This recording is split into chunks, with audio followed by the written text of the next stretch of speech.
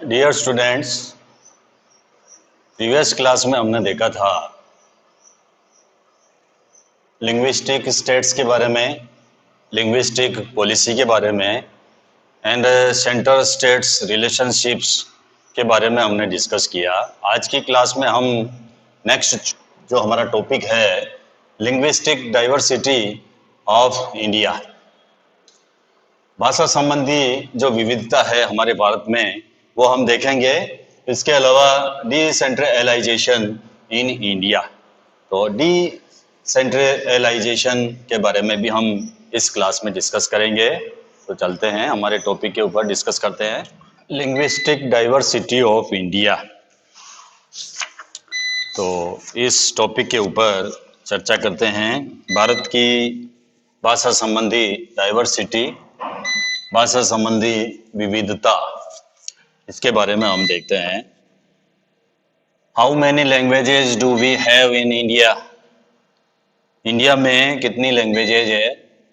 The answer depends on how one count it.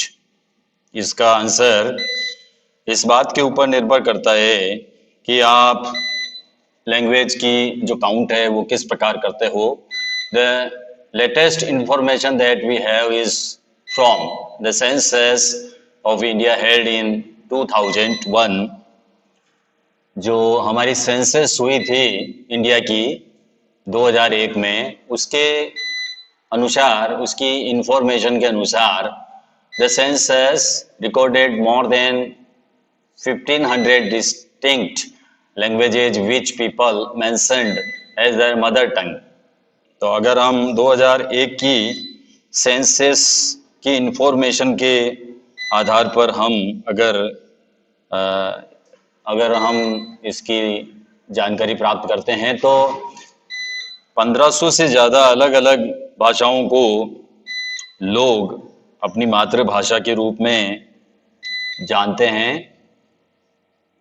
These languages were grouped together under some major languages। इन भाषाओं को कुछ प्रमुख भाषाओं के साथ में जो है ग्रुप कर दिया गया है, समूहबद्ध कर दिया गया है। For example languages like Bhojpuri, Magdhi, Bundelkhandi, Chhattisgarhi, Rajasthani, Bhili and many other were grouped together under Hindi. तो फॉर इंस्टेंस जैसे भोजपुरी, मगधी, बुंदेलखंडी, छत्तीसगढ़ी, राजस्थानी, भीली और ऐसी ही दूसरी भाषाओं को हिंदी के अंदर जोड़ लिया जाता है। इवन आफ्टर दिस ग्रुपिंग, और ऐसी ग्रुपिंग के बाद भी the census found 114 major languages. इस ग्रुपिंग के बाद भी 114 प्रमुख भाषाएं जो है वो अभी और भी इसके अतिरिक्त है। Of this 22 languages are now included in the 8th schedule of the Indian constitutions. और इनमें से 22 लैंग्वेजेज को इंडियन कॉन्स्टिट्यूशंस की 8वीं अनुसूची में, 8th शेड्यूल में रखा गया है। जो हमारी कॉन्स्टिट्यूशंस की जो 8th शेड्यूल है उसमें इन 22 लैंग्वेजेज को उसमें शेड्यूल किया गया है, अनुसूचित किया गया है। And are therefore called scheduled languages. और इसी कारण इन्हें शेड्यूल्ड लैंग्वेजेज कहा जाता है। Others are called non scheduled languages, और बाकी को नॉन शेड्यूल्ड लैंग्वेजेज कहा जाता है। In terms of languages India is perhaps the most diverse country in the world. भाषा के हिसाब से देखें तो इंडिया वर्ल्ड का सबसे ज़्यादा डाइवर्सिटी वाला कंट्री है। Look at the enclosed table makes it clear that no one language is the mother tongue of the majority of our population। अगर हम टेबल को देखें जो लगा रखी है यहाँ पर शेड्यूल लैंग्वेजेज ऑफ इंडिया, ये शेड्यूल लैंग्वेजेज है अगर हम इसको देखें तो ये क्लियर होता है कि कोई एक भाषा जो बहुत अधिक भारतीयों की मदर टंग नहीं है, मेजोरिटी में नहीं है कोई भी language. Language is the mother tongue of the majority of our population. जो हमारी पॉपुलेशन है उसका जो मेजोरिटी वाला भाग है, ऐसा कोई मेजोरिटी वाला पॉपुलेशन का भाग नहीं है जिसकी मदर टंग जो है वो एक ही भाषा हो। द लार्जेस्ट लैंग्वेज हिंदी, जो सबसे बड़ी भाषा है Hindi, is the mother tongue of only about 41% Indians. जो हमारी सबसे बड़ी भाषा है, जो लार्जेस्ट लैंग्वेज हिंदी है, वो भी सिर्फ 41% लोगों की ही मदर टंग है। If we add to that all those who knew Hindi as their second और third languages, the total number was still less than 50% in 2001। अगर दूसरी या तीसरी भाषा के रूप में हिंदी जानने वालों की संख्या भी अगर इसमें जोड़ ली जाए तो भी 2001 में ये संख्या 50% से भी कम ही थी। As for English, only 0.02% Indians recorded it as their mother tongue। जहाँ तक इंग्लिश की बात है तो सिर्फ 0.02% लोगों ने ही इसे अपनी मदर टंग बताया है। Another 11% knew it as a second और थर्ड लैंग्वेज। और दूसरी या तीसरी भाषा के रूप में 11% लोग इसे जानते थे। Read this table carefully but you need not memorize it, just do the following. तो जो टेबल बता रखी है उसको हमको पढ़ना है। लैंग्वेजेज है, प्रोपोर्शन ऑफ स्पीकर्स है, तो आसामी, बंगाली, बोडो, इस प्रकार की जो ये शेड्यूल लैंग्वेजेज है, हमारी जो कॉन्स्टिट्यूशंस है उसकी 8th शेड्यूल्स में ये लैंग्वेजेस दी गई है, तो इसको आपको देखना है। नेक्स्ट जो हमारा टॉपिक है वो है डिसेंट्रलाइजेशन इन इंडिया, भारत में विकेंद्रीकरण। पावर शेयरिंग कह सकते हैं हम, सत्ता की हिस्सेदारी। डिसेंट्रलाइजेशन इन इंडिया, भारत में विकेंद्रीकरण। विकेंद्रीकरण किसे कहते हैं हम देखेंगे। We noted about the federal governments have 2 और मोर टायर्स ऑफ गवर्नमेंट्स। हमने ये नोट किया था अबाउ, ऊपर जो हमने पढ़ा था कि फेडरल गवर्नमेंट्स 2 या अधिक स्तरों वाली हो सकती है। 2 और मोर टायर्स ऑफ गवर्नमेंट्स, जो फेडरल गवर्नमेंट्स होती है वो 2 और मोर टायर्स ऑफ गवर्नमेंट्स होती है। We have so far discussed the 2 tiers of government in our country. हमने अपने देश में 2 टायर्स ऑफ गवर्नमेंट्स की चर्चा की है। But a vast country like India can not be run only through these 2 tyres.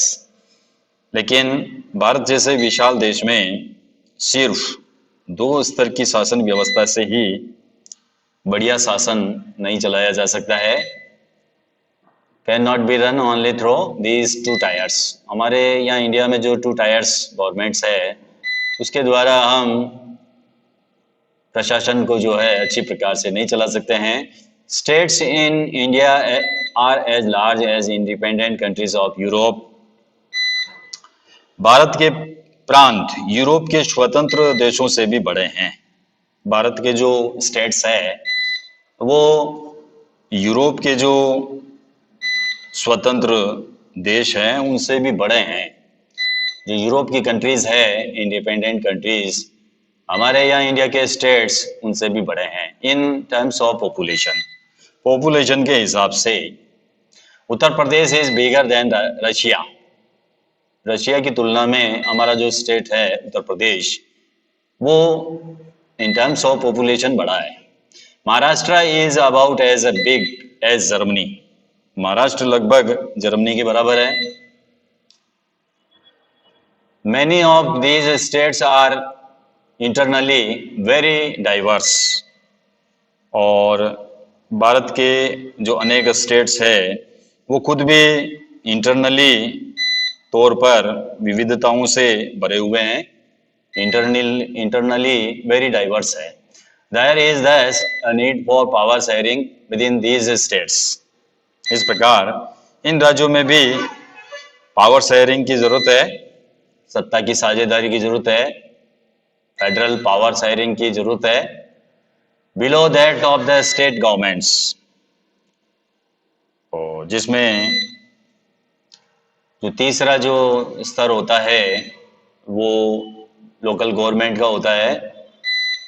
This is the rationale for decentralisation of power. इसे हम डिसेंट्रलाइजेशन कह सकते हैं, पावर का डिसेंट्रलाइजेशन करना कह सकते हैं। दस resulted a third tier of government called local government. तो तीसरा जो स्तर होता है स्थानीय गवर्नमेंट का होता है। तीसरे स्तर की जो गवर्नमेंट होती है कॉल्ड लोकल गवर्नमेंट, उसको हम स्थानीय सरकार कहते हैं। When power is taken away from central and state governments and given to local governments,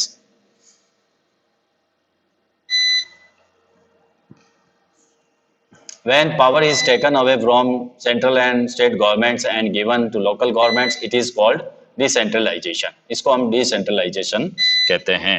जब केंद्र और राज्य सरकार से शक्तियां लेकर जो लोकल गवर्नमेंट्स होती है उसको दे दी जाती है तो उसको हम कहते हैं इट इज कॉल्ड डिसेंट्रलाइजेशन। इसको हम विकेंद्रीकरण कहते हैं। विकेंद्रीकरण किसे कहते हैं? जब पावर को सेंट्रल और स्टेट गवर्नमेंट से लेकर उसे लोकल गवर्नमेंट को दे दिया जाता है तो उसको हम कहते हैं डिसेंट्रलाइजेशन।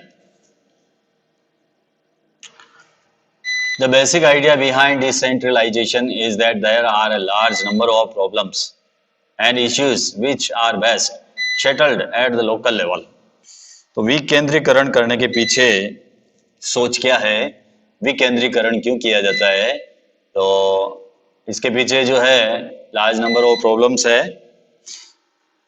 इसके अनेक मुद्दे और जो समस्याएं हैं उनसे निपटना है, क्योंकि इसके पीछे सोच ये है कि अनेक मुद्दों और समस्याओं का निपटारा जो लोकल लेवल है वहाँ पर बेहतर ढंग से किया जा सकता है। People have better knowledge of problems in their localities, और इसके अलावा लोगों को अपने इलाके की समस्याओं की बेहतर समझ भी होती है। जो लोकल स्तर के जो पीपल होते हैं वो अपनी प्रॉब्लम्स को जो है बेटर तरीके से सुलझा सकते हैं, समझ सकते हैं। They also have better ideas on where to spend money and how to manage things more efficiently. और लोगों को इस बात की भी अच्छी जानकारी होती है, किस बात की? कि पैसा कहाँ खर्च किया जाए और चीज़ों का अधिक कुशलता से उपयोग किस तरह किया जाए, वो भी अच्छी प्रकार से जानते हैं। लोकल लेवल के जो पीपल होते हैं they also have better ideas on where to spend money, money को कहाँ स्पेंड किया जाए वो अच्छी प्रकार से जानते हैं। How to manage things more efficiently, और इसी प्रकार चीज़ों का अधिक कुशलता से इफिशिएंटली किस प्रकार उनको मैनेज किया जाए वो भी जो है अच्छी प्रकार से जानते हैं। Besides at the local level it is possible for the people to directly participate in decision making, और इसके अलावा स्थानीय स्तर पर लोगों को फैसलों में सीधे भागीदार भी बनाया जा सकता है, डायरेक्टली पार्टिसिपेट किया जा सकता है इन डिसीजन मेकिंग में। डिसीजंस मेकिंग में उनकी भी भागीदारी जो है वो सुनिश्चित हो जाती है, डायरेक्टली पार्टिसिपेट हो जाते हैं। This help to inculcate a habit of democratic participation, और इससे लोकतांत्रिक भागीदारी की आदत भी पड़ती है। This helps to inculcate a habit of democratic participation। Democratic participation की हैबिट भी पड़ती है। Local government is the best way to realize one important principle of democracy, namely local self government. तो इसके अलावा स्थानीय सरकारों की स्थापना स्वशासन के लोकतांत्रिक सिद्धांत को वास्तविक बनाने का सबसे अच्छा वे है. Local governments is the best way. ये बेस्ट वे है to realise one important principle of democracy. Democracy का जो सिद्धांत है, लोकतांत्रिक सिद्धांत, उसको रियल बनाने के लिए, रियलाइज करने के लिए ये एक इंपॉर्टेंट वे है, बेस्ट वे है. क्या है? Local self government. इसको लोकल सेल्फ गवर्नमेंट कहा जाता है. The need for decentralisation was recognised in our constitutions. Decentralisation की जरूरत हमारे संविधान में भी स्वीकार की गई है. हमारे कॉन्स्टिट्यूशंस में भी डिसेंट्रलाइजेशन को रिकॉग्नाइज किया गया है, इसकी नीड को माना गया है. सिंस देन, इसके बाद में there have been several attempts to decentralize power to the level of village and towns. इसके बाद में गांव और शहर के स्तर पर पावर का विकेंद्रीकरण की भी कोशिश की गई. पंचायत इन विलेज, राज्यों में गांव के स्तर पर ग्राम पंचायतें and municipalities in urban areas were set up in all the states. सभी स्टेट्स में गांव के स्तर पर पंचायत की स्थापना की गई है और शहरों में नगर पालिकाओं की स्थापना की गई थी. But there were directly under the control of state governments. लेकिन इन्हें राज्य सरकारों के सीधे नियंत्रण में रखा गया था. Elections to these local governments were not held regularly.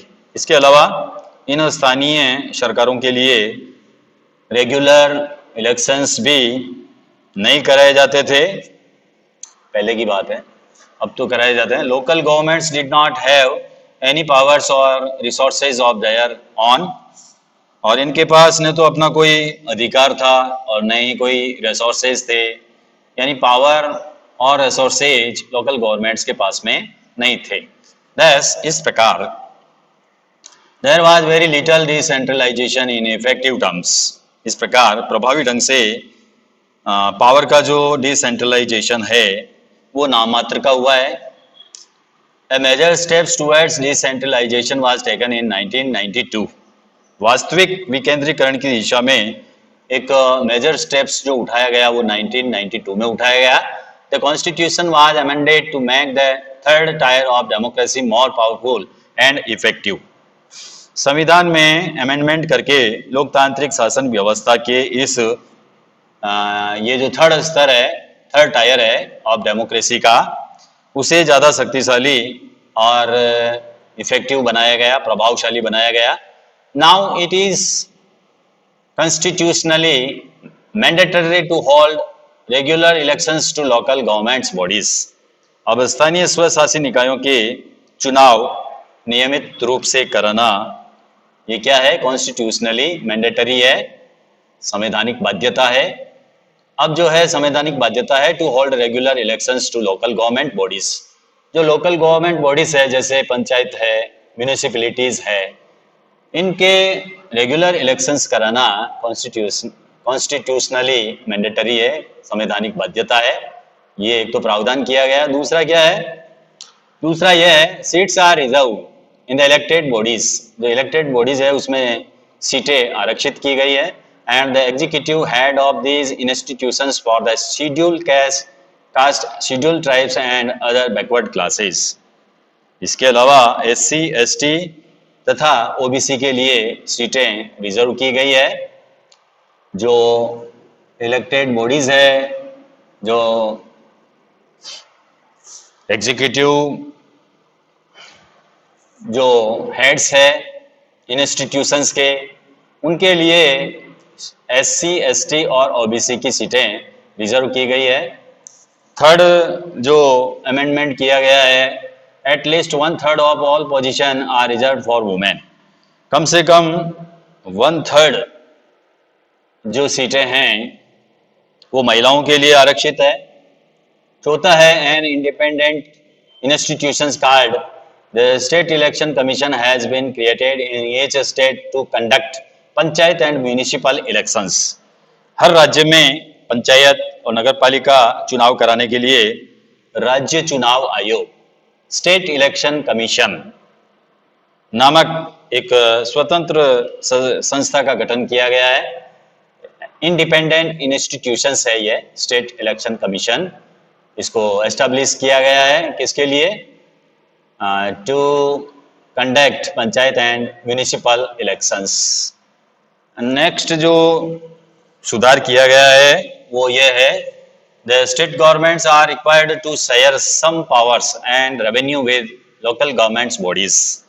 राज्य सरकारों को अपने राजस्व और अधिकारों का कुछ हिस्सा इन स्थानीय स्वशासी निकायों को देना भी पड़ता है, पावर्स देने पड़ते हैं, रेवेन्यू देना पड़ता है लोकल गवर्नमेंट बॉडीज को। The nature of sharing varies from state to state. और इसके अलावा सत्ता में भागीदारी की जो नेचर है वो हर राज्य में अलग अलग है। पावर शेयरिंग की जो नेचर है वो हर स्टेट में अलग अलग है। Rural local government is popularly known by the name Panchayati Raj. गांव के स्तर पर मौजूदा स्थानीय शासन व्यवस्था को पंचायत राज के नाम से जाना जाता है। ईच विलेज, प्रत्येक गांव में, और group of villages in some states, और कुछ राज्यों में ग्राम समूह, जो ग्राम समूह है, group of village has a gram panchayat. उस ग्राम समूह की एक ग्राम पंचायत होती है। This is council consisting of several ward members often called panch. ये भी एक तरह की परिषद है जिसमें कई सदस्य और एक प्रेसिडेंट होता है, सरपंच होता है। इसमें एक अध्यक्ष होता है और जिसको हम पंच कहते हैं, अध्यक्ष को हम पंच कहते हैं। और इसके अलावा प्रधान, अध्यक्ष को प्रधान या सरपंच कहा जाता है। Each village a group of village in some states has a gram panchayat. कुछ विलेज या विलेज का ग्रुप, उसको हम ग्राम पंचायत कहते हैं। This is a council consisting of several ward member. इसमें बहुत सारे वार्ड मेंबर होते हैं, ऑफन कॉल्ड पंच, जिनको पंच कहा जाता है, एंड प्रेसिडेंट और सरपंच। और जो अध्यक्ष होता है, अध्यक्ष को सरपंच भी कहा जाता है। They are directly elected by all the adult population living in that ward. उस वार्ड में रहने वाले सभी वयस्क लोग, एडल्ट जो पीपल है, वो इनको इलेक्टेड करते हैं। It is the decision making body for the entire village. ये पूरे पंचायत के लिए फैसला लेने वाली संस्था है, डिसीजन मेकिंग बॉडी है ये। The panchayat work under the overall supervision of the gram sabha. पंचायतों का काम ग्राम सभा की देखरेख में चलता है। All the voters in the village are its members. जो ऑल द वोटर्स होते हैं विलेज के, वो इसके मेंबर्स होते हैं। It has to meet at least twice और thrice in a year to approve the annual budget of the gram panchayat and to review the performance of the gram panchayat। गांव के सभी जो है जो मेंबर्स है वो इसके सदस्य हैं। इसे ग्राम पंचायत का बजट पास करने, इसके क्या काम है? एक तो panchayat works under the overall supervision of the gram sabha. All the voters in the village are its member. It has to meet at least twice or thrice in a year to approve the annual budget। Annual budget पास करने और इसके कामकाज की जो समीक्षा है वो साल में कम से कम 2 या 3 बार करने के लिए बैठक होती है। All the voters in the village, it has to meet at least twice or thrice in a year to approval। जो एनुअल बजट है उसको अप्रूव करने के लिए ये इसकी जो ग्राम सभा की जो बैठक होती है ट्वाइस या थ्राइस बार। और इसके अलावा to review the performance of the gram panchayat की परफॉर्मेंस क्या है उसकी रिव्यू करने के लिए भी ये ग्राम सभा की बैठक की जाती है। The local government structure goes right up to the district level. स्थानीय शासन का ढांचा जिला स्तर तक का है। इसका जो गवर्नमेंट का जो स्ट्रक्चर है लोकल गवर्नमेंट का वो डिस्ट्रिक्ट लेवल तक है। A few gram panchayat are grouped together to form what is usually called a panchayat samiti और ब्लॉक और मंडल। कई ग्राम पंचायतों को मिलाकर पंचायत समिति का फॉर्म होता है और इसे क्या कहते हैं, मंडल कहते हैं या ब्लॉक कहते हैं। जो पंचायतें हैं सभी पंचायतों को मिलाकर इनका जो ग्रुप होता है पंचायत का ग्रुप, उनको मिलाकर पंचायत समिति का निर्माण होता है जिसको ब्लॉक भी कहते हैं, मंडल भी कहते हैं। इसके अलावा the members of this representative body are elected by all the panchayat members in that area. इसके सदस्यों का चुनाव उस इलाके की सभी पंचायत सदस्य करते हैं। पंचायत के जो सदस्य होते हैं वो इनका चुनाव करते हैं। ऑल द पंचायत समिति और mandals in a district together constitute the zila parishad. इसके अलावा ऑल द पंचायत समिति, किसी जिले की सभी पंचायत समितियों को मिलाकर जिला परिषद बनती है। जो जितनी भी पंचायत समितियां हैं जिले में उन सबको मिलाकर जिस बॉडी का गठन होता है उसको हम डिस्ट्रिक्ट जिला परिषद कहते हैं, जो डिस्ट्रिक्ट लेवल पर होती है। मोस्ट मेंबर्स ऑफ जिला परिषद आर इलेक्टेड। जिला परिषद के अधिकांश सदस्यों का चुनाव होता है। Members of the Lok Sabha and MLAs of that district and some other officials of other district level bodies are also its member. Zila Parishad में उस जिले के लोकसभा और विधानसभा के लिए चुने गए सांसद और एमएलएस तथा जिला स्तर की जो संस्थाएं हैं उनके कुछ अधिकारी भी इसके सदस्य होते हैं। इसके मेंबर्स कौन कौन से होते हैं? लोकसभा एंड जो लेजिस्लेटिव असेंबली है, मेंबर ऑफ लेजिस्लेटिव असेंबलीज जिसको एमएलए कहते हैं, और जो सांसद होते हैं वो इसके मेंबर होते हैं, और कुछ अदर ऑफिशियल्स भी होते हैं वो भी इस बॉडीज के मेंबर होते हैं। जिला परिषद chairperson is the political head of the zila परिषद, और जिला परिषद का प्रमुख इस परिषद का राजनीतिक प्रधान होता है, पॉलिटिकल हेड होता है जिला परिषद का। इस जिला परिषद का जो चेयरपर्सन होता है, जो प्रमुख होता है, वो पॉलिटिकल हेड होता है जिला परिषद का। सिमिलरली इसी प्रकार से local government bodies exist for urban areas as well. इसी प्रकार स्थानीय शासन वाली संस्थाएं शहरों में भी काम करती है। आप जानते हो municipalities are set up in towns. Towns के अंदर नगर पालिका होती है।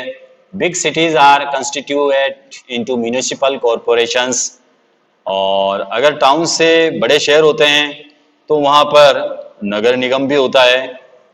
Both municipalities and municipal corporations are controlled by elected body consisting of peoples representatives.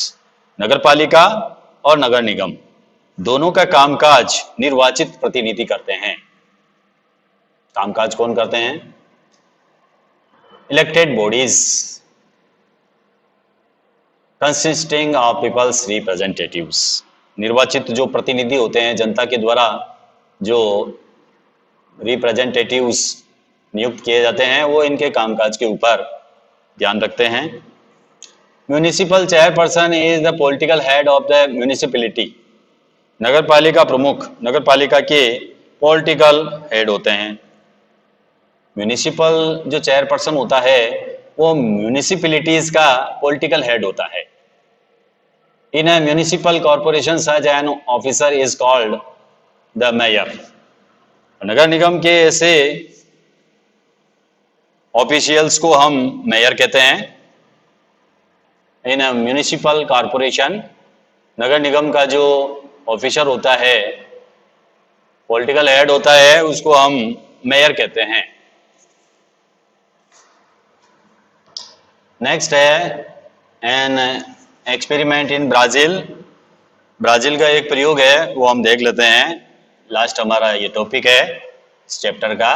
A city called Porto Alegre in Brazil has carried out an extraordinary experiment in combining decentralization with participative democracy. Brazil का एक शहर है जिसका name है Porto Alegre. इस Porto Alegre ने decentralisation और नागरिकों की सक्रिय भागीदारी वाले लोकतंत्र के दोनों का जो कंबाइनिंग है, मेल है, उसका एक विलक्षण प्रयोग किया है इस शहर ने। किस किस के मेल का? एक तो विकेंद्रीकरण का और एक नागरिकों की सक्रिय भागीदारी। इन दोनों का मेल हुआ है decentralisation with participative democracy. The city has set up a parallel organisation operating alongside the municipal council। इस शहर के नगर परिषद के समांतर एक संगठन बनाया गया है, पैरेलल एक ऑर्गेनाइजेशन ऑपरेटिंग किया गया है।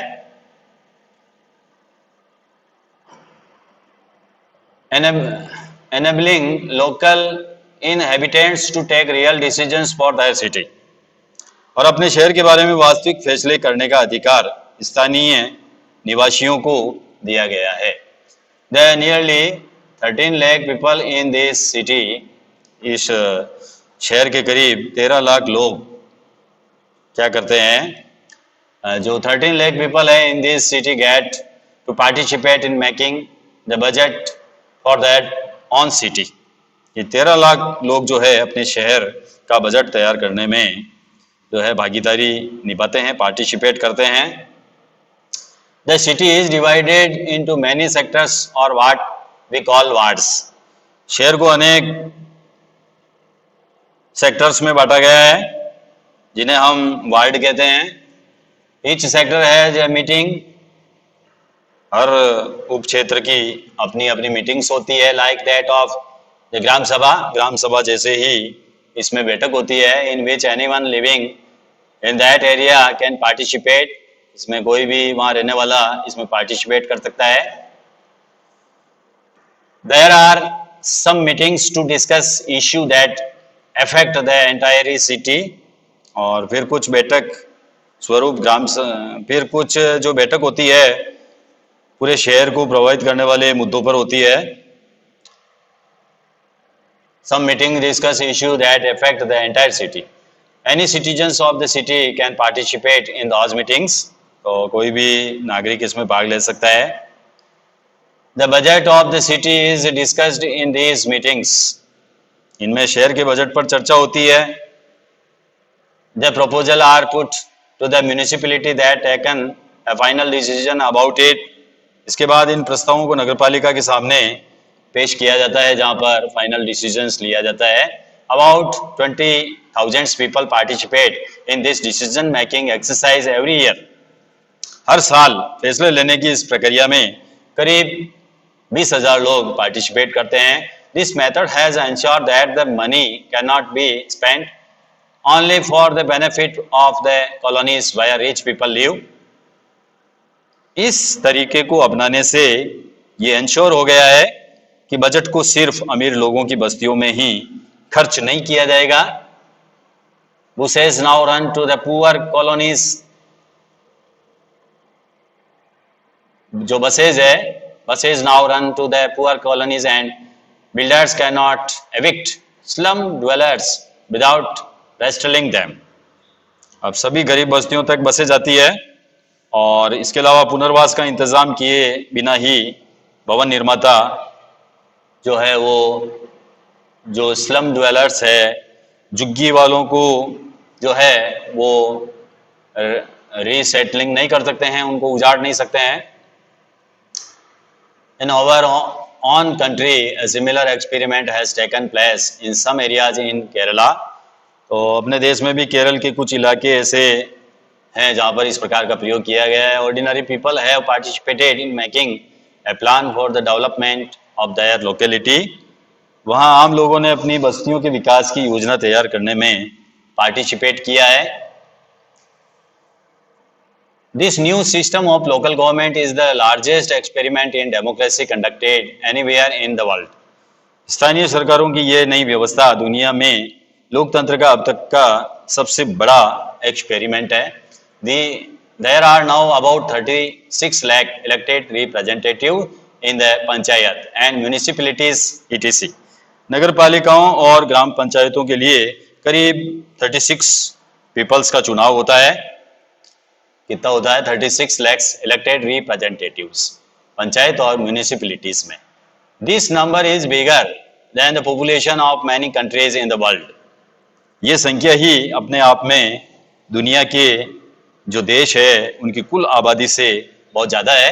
Constitutional status for local government has helped to deepen democracy in our country.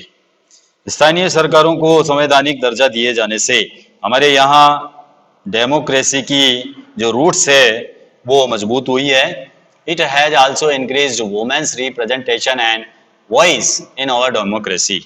इसके अलावा महिलाओं का प्रतिनिधित्व बढ़ाने के साथ ही हमारे लोकतंत्र में उनकी आवाज को भी मजबूत किया है. At the same time और इसी time there are many difficulties. इसके बावजूद भी अनेक प्रकार की प्रॉब्लम्स जो है अभी भी डिफिकल्टीज जो है हमारे सामने. While elections are held regularly. पंचायतों के चुनाव नियमित रूप से होते हैं. एंड एथुसिस्टिकली ग्राम सभा आर नॉट हेल्ड रेगुलरली. ये हमारी प्रॉब्लम्स है कि लोग जो है बड़े उत्साह से भाग लेते हैं ग्राम सभा में, लेकिन ग्राम सभा की जो बैठकें हैं वो नियमित रूप से नहीं होती है. Most state governments have not transferred significant powers to the local governments. अधिकांश राज्य सरकारों ने लोकल गवर्नमेंट्स को पावर नहीं दिए हैं. Not have the given adequate resources. और इसके अलावा एडिकेट रिसोर्सेज भी उनको उपलब्ध नहीं करवाए हैं. वी आर दस still a long way from realizing the ideal of self government. इस प्रकार हम स्वशासन की जो आदर्श स्थिति है उससे हम काफी पीछे हैं. अभी जो आइडियल पोजीशन है आइडियल ऑफ सेल्फ गवर्नमेंट की जो स्थिति है उससे हम अभी काफी दूर है.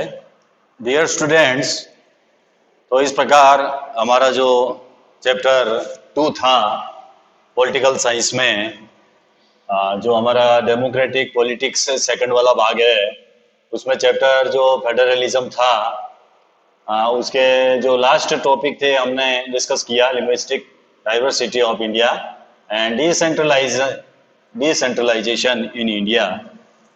इसके बारे में हमने डिस्कस किया. इसके साथ ही हमारा ये जो चैप्टर है इसका यहीं पर एंड होता है. मिलते हैं एक न्यू चैप्टर के साथ में, एक न्यू टॉपिक के साथ में. Thank you. Have a nice day.